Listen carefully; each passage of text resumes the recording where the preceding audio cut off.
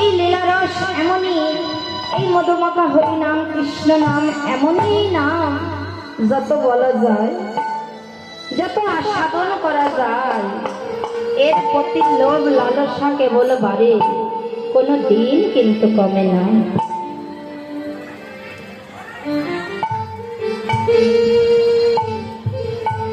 এই যে এমনি ভাবে সকলে এমন ভক্ত সঙ্গ সাধু সঙ্গ করছে, দেখে যেন মনে হচ্ছে যেন সবাই হরি নাম কৃষ্ণ কথায় একদম ডুবে গেছে। এমনি ভাবে সবাই বসে আছে, কেউ স্বাদ মেটাতে পারেনি। মহাজন একটি গান লিখেছেন,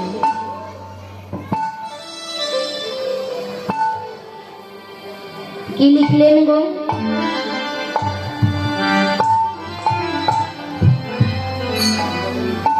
প্রেমানন্দে মেতে হরি বলো, হরি নামের বন্যা জুড়ে দাও।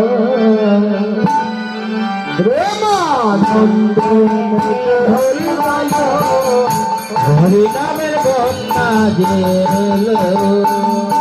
প্রেমানন্দে মেতে হরি বলো, হরি নামের বন্যা জুড়ে দাও। প্রেমানন্দে মেতে হরি বলো, হরি নামের বন্যা জুড়ে দাও। এমন বন্যা দেখি না মানুষ হোক নাতে তলা, ডুবলো নদের পুরুষ নারী জাতের বিচার নাই। এমন বন্যা দেখি না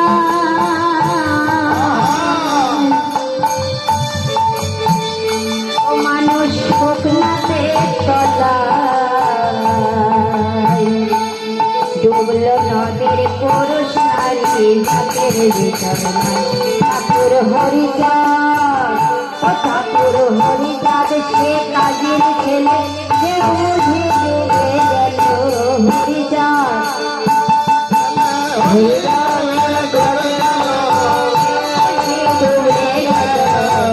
হরি নামের বন্যা জুড়ে দাও। প্রেমানন্দে হরি বলো, হরি নামের বন্যা জুড়ে দাও।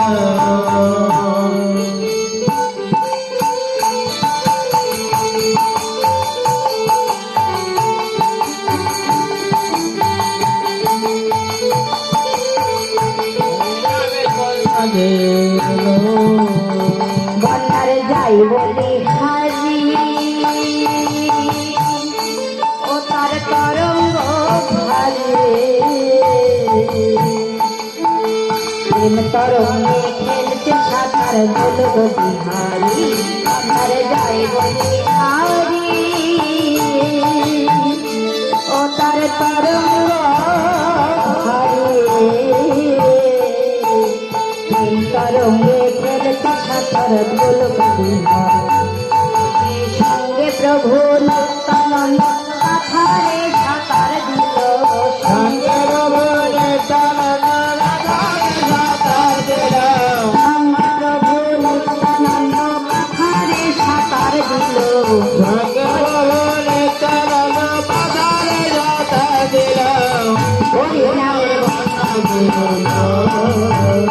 প্রেমানন্দে মেতে হরি বলো, হরি নামের বন্যা জুড়ে দাও। প্রেমানন্দে মেতে হরি বলো, হরি নামের বন্যা জুড়ে দাও। প্রেমানন্দে মেতে হরি বলো, হরি নামের বন্যা জুড়ে দাও। এমন বন্যা কি কেউ দেখেছেন যেখানে জল নেই, তবুও সমস্ত কিছু ডুবে একাকার হয়ে গেছে? আপনাদের এদিকে বন্যা হয়? কি বন্যা হয় বাবা? বন্যা হলে উঁচু নিচু জায়গা কি দেখা যায়? সব কিন্তু সমান হয়ে যায়। কিন্তু সেই বন্যায় তো জল থাকে, জলবিহীন বন্যা কোথায়? আজ এই ভক্ত সভায় যেখানে উঁচু নিচু, ছোট কুল উঁচু কুল, বিত্তবান ছোট লোক বড় লোক যারা আছে তাদের মধ্যে যেন কোনো ভেদাভেদ পার্থক্য কিছুই নেই। সবাই যেন এক আসনে বসে এই প্রেম ভক্তি রস আস্বাদনের বন্যায় ভেসে একাকার হয়ে গেছে।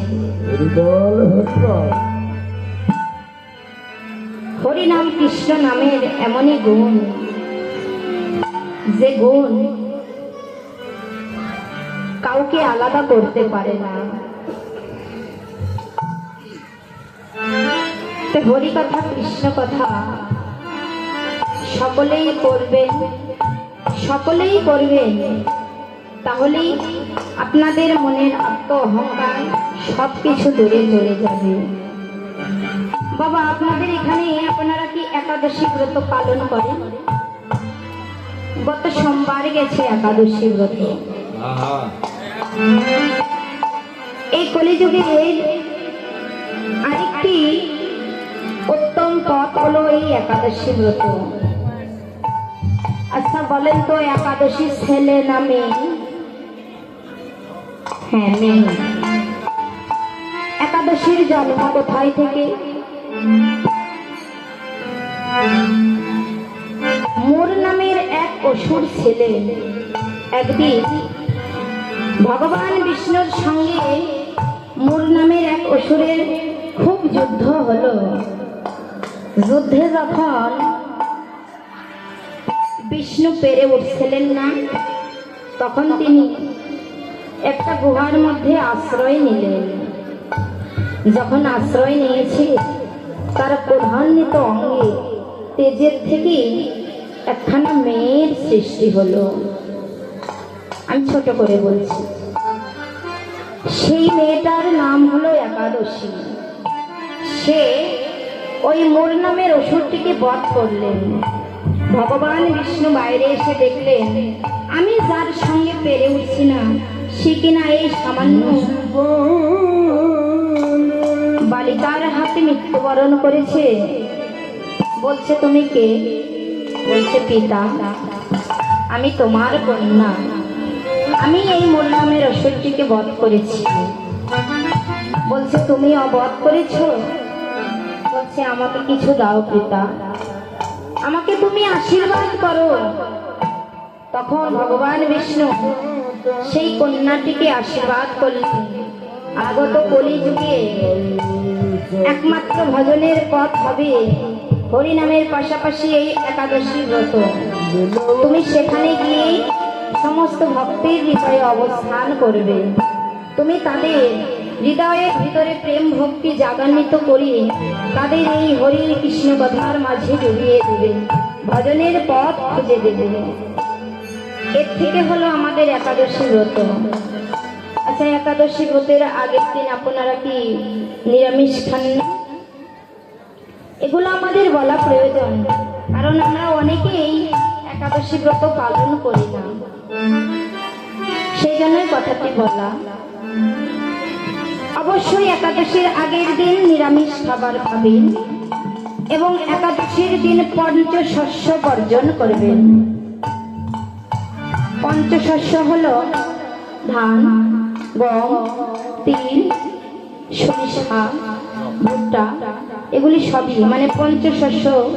ডাল, যত প্রকার ডাল আছে সবই, এই সকল কিছু বর্জন করে শুদ্ধ নিয়মে শুদ্ধভাবে সকলেই একাদশী ব্রত পালন করবে। আবার একাদশীর পরের দিন সকলেই পালন করবেন। আপনারা কি দিয়ে পালন করেন মা? শুধু নিরামিষ খাবার রান্না করে দেন? কি দেন? সকালবেলা ভগবানের সামনে কি প্রসাদ দেন? চিরা। অবশ্যই সকলে চিরা কলা দেওয়ার চেষ্টা করবেন। চিরা কলা প্রসাদ দিয়ে তবেই ভগবানের সেবা দিয়ে নিজের প্রসাদ আস্বাদন করবেন, করে একাদশী ব্রত পালন করবেন। চিরা কলা কেন দেওয়া হয় এই কথাটা কি আপনারা জানেন? কি বলবো না বাদ দিয়ে দেব? কেন দেওয়া হয় বলবো? আচ্ছা ঠিক আছে, আমার বাবারা বলেছেন বলে। কারণ আমরা হিন্দু হয়ে জন্ম নিয়েছি ঠিকই, কিন্তু আমাদের ধর্ম সম্পর্কে আমরা কিছুই জানি না। আমরা অন্ধ হয়ে বসে আছি, শুধু বলছি আমরা হিন্দু। আমাদের কি নিয়ম আছে, কি করতে হবে, কোথা থেকে কিসের জন্ম, এগুলো আমরা কিন্তু এই আলোচনা সভা অর্থাৎ রস না শুনলে বুঝতেও পারবো না, জানতেও পারবো না। তো চিরা কলা কেন দেওয়া হয়? ওটা ভগবানের সর্বোত্তম প্রিয় পোশাক। এই যে দেখবেন মহাপ্রভুর ভোগে কি দেওয়া হয়? একটা আলাদা মালসাই, কিন্তু মালসা অর্থাৎ মাটির পাত্র, মাটির পাত্রে কিন্তু ওই ভোগের পাশেই ওই মাটির পাত্রে চিরা পোশাকও দেওয়া হয়, তা না হলেই মহাপ্রভু গ্রহণ করেন না। এটার একটি কাহিনী আছে, সেটা আপনাদেরকে বলি শুনে। ভগবান শ্রীকৃষ্ণ যখন বৃন্দাবন ছেড়ে মথুরাতে গেলেন, তো তার একনিষ্ঠ প্রিয় ভক্ত, প্রিয় সখা ছিলেন সুদামা। সুদামা দিন ভিখারি কাঙাল, চার বাড়ি চার মতো ভিক্ষা করে গোবিন্দের সেবা দিয়ে তারপরে তিনি নিজে সেবা করতেন। তো অনেক দিন হয়ে গেছে, যখন কৃষ্ণ বৃন্দাবন ছেড়ে মথুরায় রাজা হয়েছেন, তো একদিন সুদামা 3 বাড়ি ভিক্ষা করে 3 মুঠো চিরা ভিক্ষা পেয়েছেন। সুদামার স্ত্রীকে বলছে, আমি তো আমার বন্ধু অর্থাৎ সখাকে দেখতে যাব, কি যে নিয়ে যায়।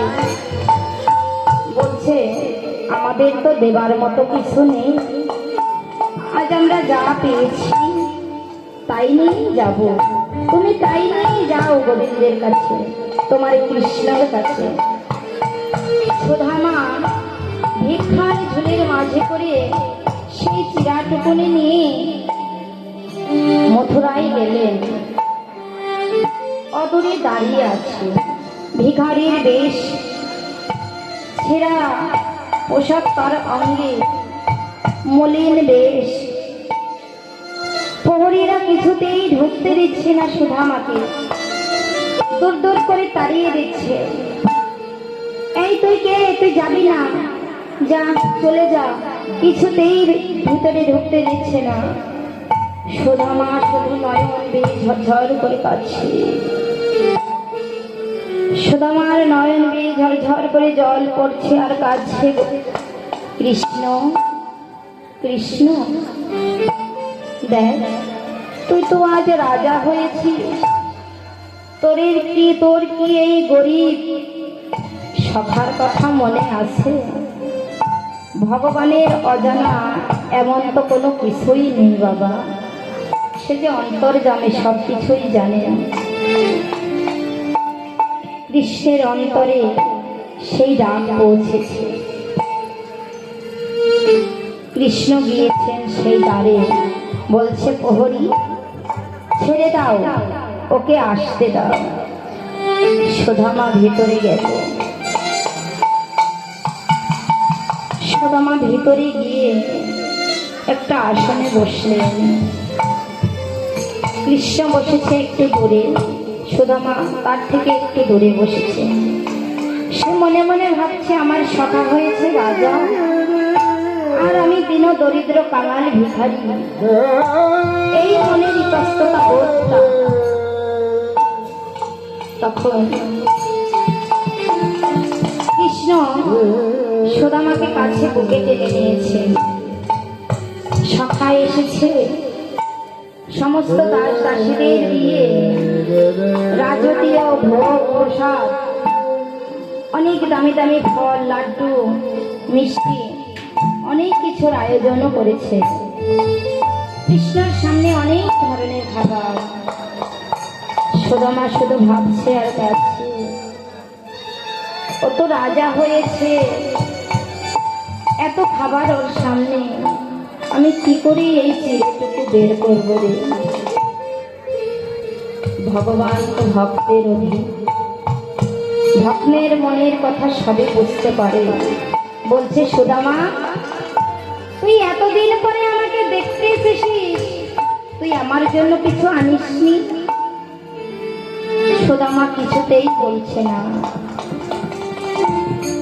সে শুধু ভাবছে আর কাঁদছে, কি করে তার সামনে চিড়ে বের করি। কিছু উত্তর না পেয়ে কৃষ্ণ তখন সুদামার ওই ভিখার ঝুলি থেকে নিজেই খাবার দিয়ে কেড়ে নিয়ে দেখলেন ওর মধ্যে গোমুঠো চিরা। ভগবান খুশি হলেন, বললেন, সুদামা, তুই যে আমাকে কিছু বলছিস না রে, তুই আমার জন্য চিড়ে এনেছিস? কি করে বলি ভাই, তোর সামনে এত রাজকীয় প্রসাদ, এত রাজকীয় খাবার, তার সামনে এই শুকনো চিড়ে আমি কি করে তোর সামনে বের করি? বলছে, তুই কি ভুলে গেছিস আমরা যখন একসঙ্গে সঙ্গ করতাম কত চিড়ের নাড়ু চুরি করে খেয়েছি ভাই? এই কথাগুলো কি তুই ভুলে গেছিস ভাই? দিদি, ওটাই আমি টান ধরে আস্বাদন করবো। এই বলে ওই চিড়াটুকু নিয়ে গোবিন্দ সেবা করলেন। ওই শুকনো চিড়েতেই গোবিন্দ অনেক খুশি হলেন। কেন কেন খুশি হলেন? কারণ তার মধ্যে ছিল প্রেম আর ভক্তি। ভগবান কিন্তু দামি দামি খাবার কিছুই চান না। তাকে যদি মন থেকে এক গ্লাস জল এবং একটা তুলসী পত্র দিয়ে ভগবানের কাছে অর্পণ করা যায়, প্রেম ভক্তি দিয়ে যদি তার সামনে দেওয়া যায়, ভগবান কিন্তু সেই জলটুকুই পান করেন। আর কিছুই তার লাগে না, শুধু লাগে প্রেম আর ভক্তি রস, আর কোনো কিছুই তার লাগে না।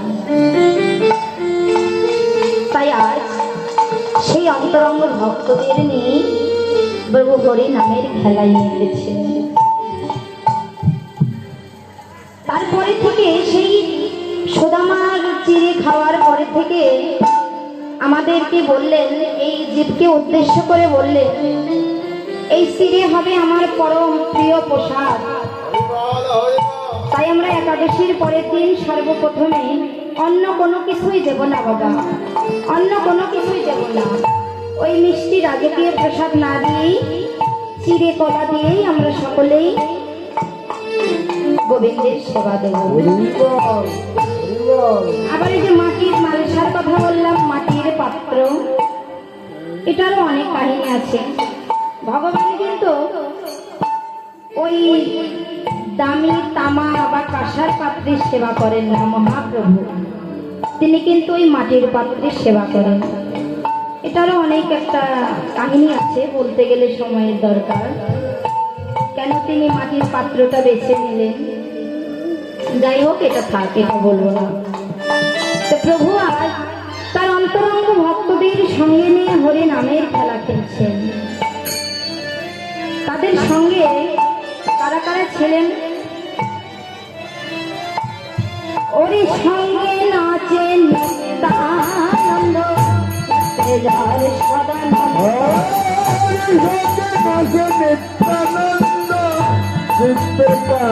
সদানন্দ, নাচে নিত্যানন্দ, সদানন্দ, নিত্যানন্দ,